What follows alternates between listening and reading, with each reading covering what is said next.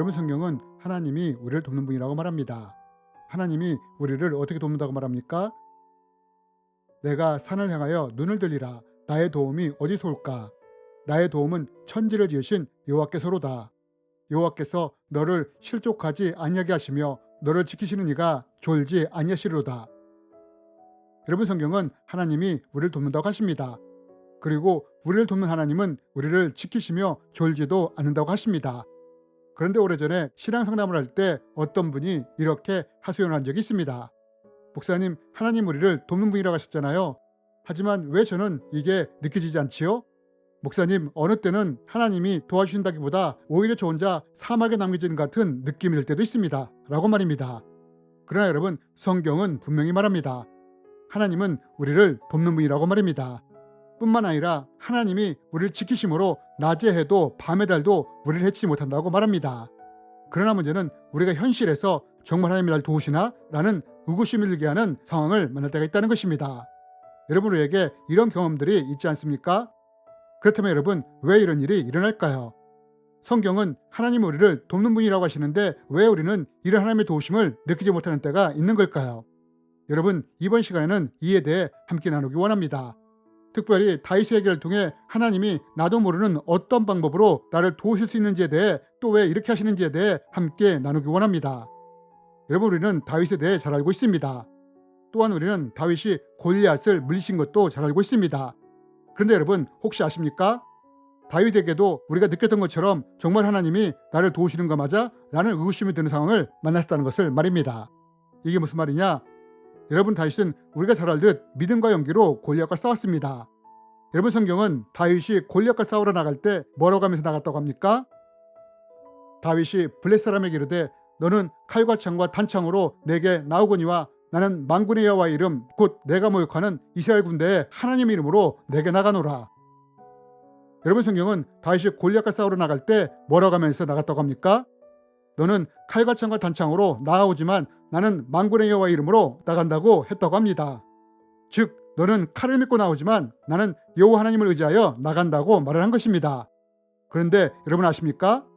이랬던 다윗이 어느 순간 자기가 했던 말과 반대로 칼을 찾았다는 것을 말입니다. 그럼 언제 다윗이 칼을 찾았느냐? 여러분 다윗은 만군의 여호와 이름으로 나가 골리앗과 싸워 이깁니다. 그러나 이후에 다윗에게는 시련이 닥치게 됩니다. 어떤 시련이 닥칩니까?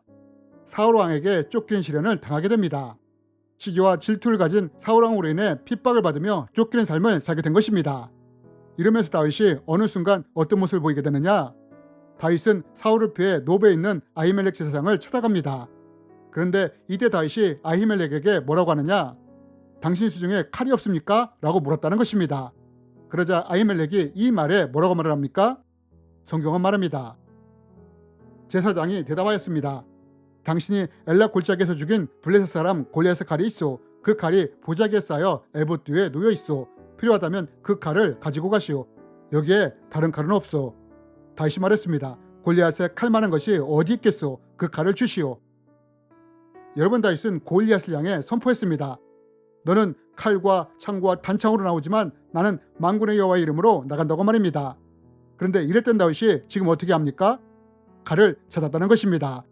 그리고 자기가 무시했던 골리앗의 칼을 취했다는 것입니다. 골리앗의 칼만큼 좋은 칼이 어디냐 하면서 말입니다. 그럼 여러분 만군의 여호와의 이름으로 나갔던 다윗이 왜 칼을 찾게 된 걸까요? 그것은 다윗이 사울에게 핍박을 당하고 있는데 하나님이 골리앗 때처럼 자신을 도와주지 않는다고 느꼈기 때문입니다. 여러분 우리도 이런 경험들이 있지 않습니까? 하나님이 나를 도와주신 분명한 경험이 있지만 또 어떤 때는 하나님이 전혀 도와주시지 않는 것처럼 느껴지는 때가 있지 않습니까? 지금 다윗이 이랬다는 것입니다. 하나님이 분명히 도와주신 것을 느꼈지만 사울에게 쫓길 때는 하나님이 도와주신다고 느껴지지 않았던 것입니다. 그래서 스스로를 보호하고 지키기 위해 칼을 취한 것입니다. 그렇다면 여러분 성경이 분명히 하나님이 우리를 지키신다고 했는데 왜 다윗은 또 우리는 종종 하나님이 도와주지 않는 것처럼 느끼게 되는 걸까요? 그런데 여러분 아십니까? 우리가 전혀 하나님이 돕지 않은 상황이라고 느낄 때조차도 하나님은 여전히 우리를 돕고 계신다는 것을 말입니다. 여러분 다윗은 사울의 손에서 살아남기 위해 침을 질질 흘리며 미친 척까지도 해야 했습니다. 하지만 여러분 하나님은 이런 와중에도 다윗을 도왔다는 것을 아십니까? 여러분 하나님이 어떻게 다윗을 도왔느냐? 성경은 말합니다.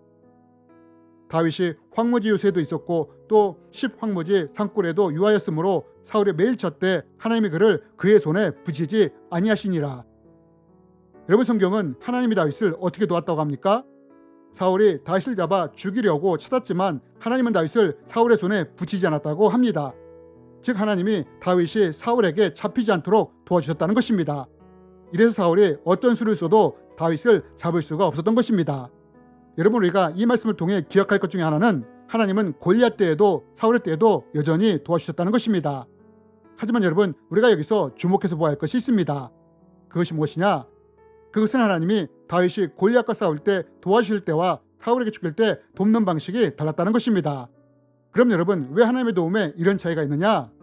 여러분, 우리가 여기서 배워야 할 중요한 영적 원리가 있습니다. 그것은 하나님은 항상 우리를 도우신다는 것입니다. 그런데 어느 순간 하나님이 나를 돕지 않는다고 느껴진다면 그것은 우리가 두 가지 상황을 만날 때 그렇게 느낄 수 있게 된다는 것입니다. 첫 번째로, 우리가 죄 가운데 있을 때 하나님이 우리를 돕는 것을 느끼지 못할 수 있다는 것입니다. 왜냐하면 우리가 죄 가운데 있을 때 하나님과 멀어지기 때문입니다. 그러나 여러분, 이름에도 불구하고 하나님은 여전히 우리를 돕는다는 것을 아십니까? 여러분, 이럴 때 하나님이 우리를 어떻게 도우실 수 있느냐?